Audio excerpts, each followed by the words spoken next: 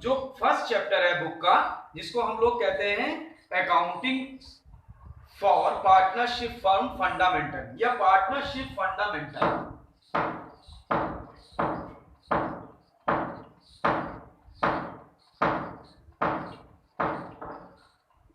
Partnership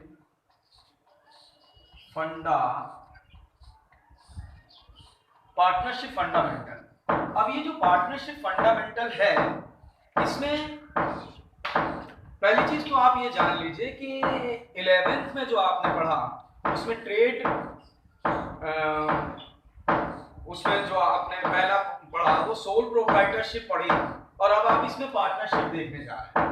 partnership fundamental में क्या होता है, पहले तो हम ये जाने कि पार्टनरशिप का मतलब होता है जब दो या दो से अधिक लोग मिलकर किसी बिजनेस को शुरू करते हैं तो उसको हम लोग पार्टनरशिप कहते हैं, और उसमें जो प्रॉफिट शेयरिंग डिस्ट्रीब्यूशन का है वो आपस में वो लोग एडजस्टमेंट करते हैं कि उसे कैसे डिस्ट्रीब्यूट करना है। लेकिन जब डेफिनेशन की बात की जाती है, डेफिनेशन ऑफ पार्टनर की बात की जाती है, डेफिनेशन ऑफ पार्टनरशिप फर्म, जब डेफिनेशन ऑफ पार्टनरशिप फर्म की बात की जाती है तो ये जो डेफिनेशन है वो है सेक्शन 4 1932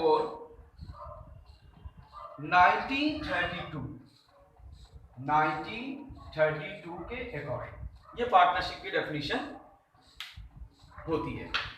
अभी क्या होता है इसमें कि जो पार्टनरशिप की डेफिनेशन है वो डेफिनेशन है, partnership is the relation between person who have agreed to share the profit of a business carried on by all any of them acting for all. यानी जब कुछ लोग मिल करके किसी बिजनेस को करते हैं एक दूसरे के लिए या कोई एक दूसरे के लिए करता है तो उसे पार्टनरशिप कहते हैं। Main features of characteristics of partnership, partnership में 2 और मोर पर्सन यानी 2 या 2 से अधिक लोगों का होना चाहिए, 2 और मोर पर्सन।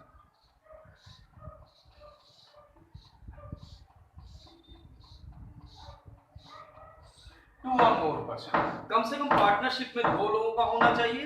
2 और जो लिख रहे हैं वो यहाँ वो आपको दिखाई दे रहा है प्रॉपर, उल्टा तो नहीं दिखाई दे रहा, सीधा सीधा दिखाई दे रहा है ना आपको?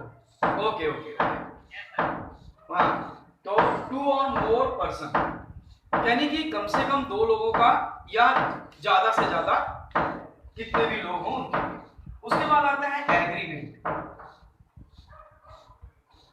यानी पार्टनरशिप का एग्रीमेंट वर्बल भी हो सकता है और पार्टनरशिप का एग्रीमेंट रिटन भी हो सकता है। उसके बाद आता है शेयरिंग प्रॉफिट एंड लॉस, यानी कि उनका वो अपने प्रॉफिट और लॉस को शेयर कैसे करेंगे। अच्छा, अगर मैं बात करूं एग्रीमेंट तो एग्रीमेंट को यहां लीगल लैंग्वेज में पार्टनरशिप डीड कहते हैं। पार्टनरशिप, अब ये पार्टनरशिप डीड क्या चीज होती है? Partnership deed is a written document. Partnership deed जो है वो एक रिटन डॉक्यूमेंट है। Since partnership the outcome of an agreement, जब कोई लिखित दस्तावेज तैयार किए जाते हैं पार्टनरशिप को करने के लिए तो उसे हम लोग पार्टनरशिप डीड कहते हैं। It is initial that there must be some terms and condition agreed upon by all the partners. Such terms and condition may be entire oral or written. ये oral भी हो सकती है, written भी हो सकती है, but written is important for, मान लीजिए भविष्य में आपका कोई आपस में लेन देन को लेकर के झगड़ा हो जाता है या कोई आप में से कोई एक ऐसा पार्टनर है जो इलीगल बिजनेस करता है तो उसके लिए पार्टनरशिप डीड जो लिखित होती है तो उसको वैलिडिटी मिलती है। Okay, it is always the best course have to a written agreement duly, यानी इसका एक written agreement होना चाहिए। Signed and registered under this act, such a written document which contain the term of agreement is called partnership deed. It is also called article of partnership the partnership deed should contain the following points. Partnership जो है वो कुछ points को contain करता है, यानी आप partnership deed में क्या क्या चीजें लिखेंगे। तो सबसे पहले पार्टनरशिप डीड में क्या लिखा जाएगा? नेम्स ऑफ पार्टनर्स, पार्टनर के क्या नाम है और आप क्या बिजनेस करेंगे। पार्टनर्स के क्या नाम है, name and address. Name and address is the first point. And second point, name and address of firm, name and address of partners, and name number 2, name and address of firm, partnership firm, partnership firm। Okay, partnership firm, हाँ, name and address of partnership firm.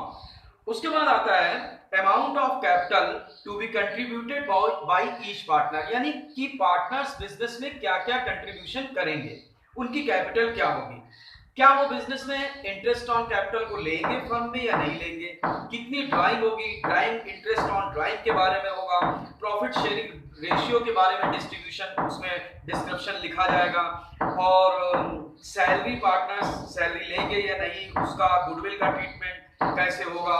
तो ये सारी चीजें partnership deed में आएंगी। तो एक बात मैं आपको बहुत अच्छी बताना चाहता हूं कि अगर किसी चीज के बारे में जानना हो, सपोज कि उसके क्या इंपॉर्टेंस हैं, तो आप उसकी जो अनइंपॉर्टेंट चीजें हैं उन्हें देख लीजिए। यानी कि अगर पार्टनरशिप डीड ना हो तो क्या होगा, it's a very important topic for this chapter. कि देखिए पार्टनरशिप डीड में तो जो लिखा है वो तो पार्टनर्स को फॉलो करना ही करना है और वो मानना भी है पार्टनर्स को, लेकिन अगर पार्टनरशिप डीड एब्सेंस हो तो क्या होगा पार्टनरशिप डीड में, तो तब क्या करेंगे पार्टनर्स। तो एब्सेंस ऑफ पार्टनरशिप डीड, यानी पार्टनरशिप डीड जब नहीं है, एब्सेंस ऑफ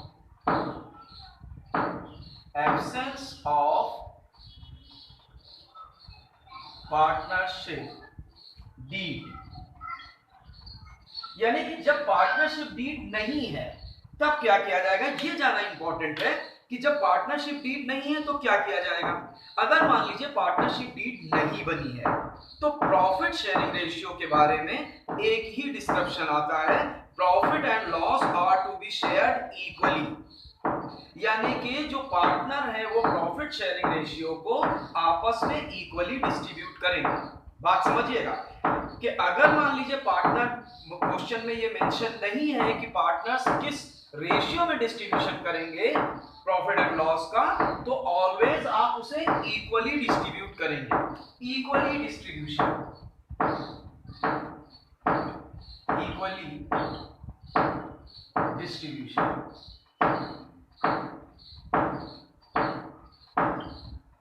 ये अगर पार्टनरशिप डीड एब्सेंस है तो सारे पार्टनर आपस में इक्वल डिस्ट्रीब्यूशन करेंगे। ये जरूरी नहीं है कि कोई ज्यादा ले रहा है या कोई कम ले रहा है। उसके बाद बात करते हैं इंटरेस्ट ऑन कैपिटल का। No interest on capital shall be allowed to the partners, interest on capital partners को अलाउ नहीं किया जाएगा। Interest on drawing, no interest is to be charge on drawing, कि भाई ड्राइंग पर भी उनको इंटरेस्ट नहीं चार्ज करने को मिलेगा। Salary to be partners, no partner is entitled to any salary और any commission for taking part in running the firm business, यानी फर्म बिजनेस जो चल रहा है, अगर पार्टनरशिप डीड नहीं है तो कोई भी पार्टनर सैलरी नहीं ले सकता है। Interest on loan, it's a very important topic. Interest on loan is very important topic, मैं सेकंड पर इसको रख रहा हूं। Interest on loan, interest on loan is very important, ये बहुत ज्यादा इंपॉर्टेंट टॉपिक है, क्योंकि इंटरेस्ट ऑन लोन के लिए जो है interest at the rate of 6% per annum is to be allowed on a partner loan to the firm, यानी अगर फर्म को पार्टनर्स ने लोन दिया है तो पार्टनर जो है पार्टनर्स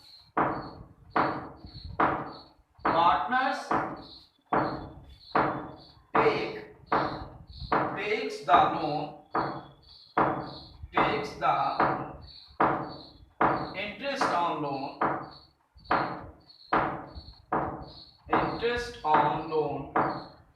6% PA, यानी 6% पर एनम ही वो चार्ज करेंगे इंटरेस्ट ऑन लोन। और उसके बाद आता है admission of a new partner. New partner के एडमिशन पर क्या केस होगा? Without the consent of all existing partner no new partner can be admit to the firm, कोई भी नया पार्टनर फर्म में नहीं आ सकता, यानी जिन्होंने शुरू में शुरुआत की है वही लोग पार्टनरशिप को आगे कंटिन्यू करेंगे। अब बात करते हैं पार्टनरशिप फर्म में एक टॉपिक आता है जब हम क्वेश्चंस की बात करते हैं, पीएल एप्रोप्रिएशन का टॉपिक। पीएल एप्रोप्रिएशन यानी जब आप पार्टनरशिप फर्म की बात करते हैं तो पीएल एप्रोप्रिएशन की बात आती है। और स्टूडेंट्स इसमें बहुत घबराते हैं कि सर ये पीएल एप्रोप्रिएशन क्या है, और यहाँ पर क्वेश्चन में भी आपसे शॉर्ट आंसर में पूछा जाता है कि difference between profit and loss appropriation account. तो हम लोग पीएल एप्रोप्रिएशन की बात करते हैं, प्रॉफिट पीएल एप्रोप्रिएशन।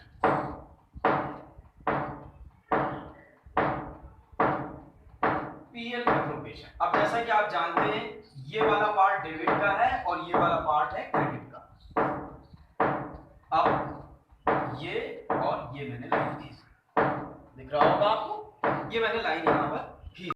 एप्रोप्रिएशन क्या चीज होती है और प्रॉफिट एंड लॉस क्या होता है? आपने सोल प्रोप्राइटरशिप पढ़ा, उसमें आपने क्या देखा कि हम लोग प्रॉफिट एंड लॉस बनाते हैं, और प्रॉफिट एंड लॉस में जो प्रॉफिट हमारा निकल करके आता है उसको चूंकि सोल प्रोप्राइटर है तो जो भी प्रॉफिट आता है नेट प्रॉफिट उसे डिस्ट्रीब्यूट कर लेता है। नेट प्रॉफिट से पहले हम लोग ग्रॉस प्रॉफिट कैलकुलेट करते हैं। ग्रॉस प्रॉफिट के प्रॉफिट को अगर डेबिट साइड का डिफरेंस आता है तो उस प्रॉफिट को हम लोग नेट प्रॉफिट के लिए आगे क्रेडिट साइड में ट्रांसफर करते हैं। ठीक उसी तरीके से जब कोई फर्म होती है तो उसमें एक फर्म का पीएल अकाउंट बनता है, और उस पीएल अकाउंट से जो प्रॉफिट निकल करके आता है नेट प्रॉफिट, वो पार्टनर्स के डिस्ट्रीब्यूशन के लिए ट्रांसफर किया जाता है। तो जो पार्टनर्स के डिस्ट्रीब्यूशन के लिए प्रॉफिट ट्रांसफर किया जाता है उसके लिए हम लोग यहां पर लिखते हैं by net profit transfer from PL account, और जो आया हुआ होता है प्रॉफिट उसको हम लोग यहां पर लिख देते हैं। अब ये प्रॉफिट क्या है? एक्चुअली पीएल एप्रोप्रिएशन का मतलब होता है कि प्रॉफिट एंड लॉस का डिस्ट्रीब्यूशन होना सही तरीके से। किसमें? पार्टनर्स में। अब पार्टनर्स में क्या डिस्ट्रीब्यूशन होगा आप उसे देखिए कि क्या क्या चीज पार्टनर्स को मिलते हैं। तो सबसे पहले यहां पर इस प्रॉफिट को पार्टनर्स में जब हम डिस्ट्रीब्यूट करते हैं तो यहां पर लिखते हैं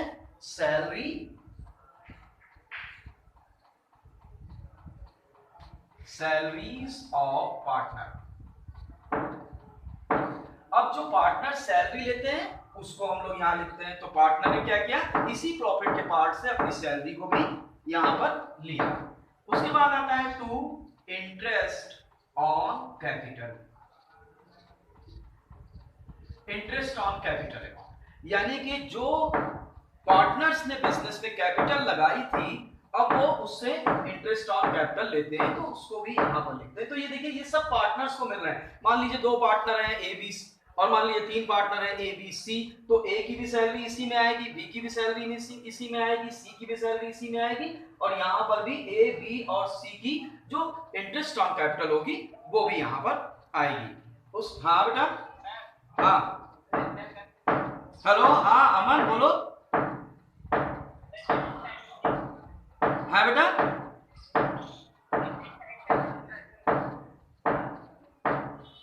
ये सारा ये डेबिट साइड का है बेटा, हाँ डेबिट साइड का दिख नहीं रहा? अच्छा अब दिखा बेटा? हेलो, अच्छा अब देखो, ठीक ठीक ठीक। तो ये है to salaries of partners to interest on capital. Okay, thank you बेटा। जहां ना दिखाई दे कोई प्रॉब्लम हो तुरंत मुझे बता देना। इसके बाद यहां पर आता है, तो ये देखिए इंटरेस्ट ऑन कैपिटल हो गया, टू सैलरी ऑफ पार्टनर्स हो गई, और एक चीज और है जो पार्टनर्स को मिलती है, वो है to commission of partner. Commission of partner, partners यानी जो पार्टनर का कमीशन है उसको भी हम लोग यहाँ पर लिखेंगे। अब देखिए ये तीन चीजें आ गई। अब अगर आप प्रॉफिट का कोई पार्ट रिजर्व करके रखना चाहती है फर्म, तो यहां पर हम लिखेंगे to reserve for future contingency, यानी कि जो फर्म है वो भविष्य के लिए कुछ बचा कर रखना चाहती है, तो उसने उसे प्रॉफिट से अलग करके यहां पर लिख लिया। अब चूंकि PL transfer from PL account ये यहां पर आ ही चुका है, एक चीज इस साइड पर भी आती है क्रेडिट साइड में, bye interest on drawing, interest on drawing. तो इंटरेस्ट ऑन ड्राइंग की वैल्यू को हम लोग यहां पर लिखेंगे।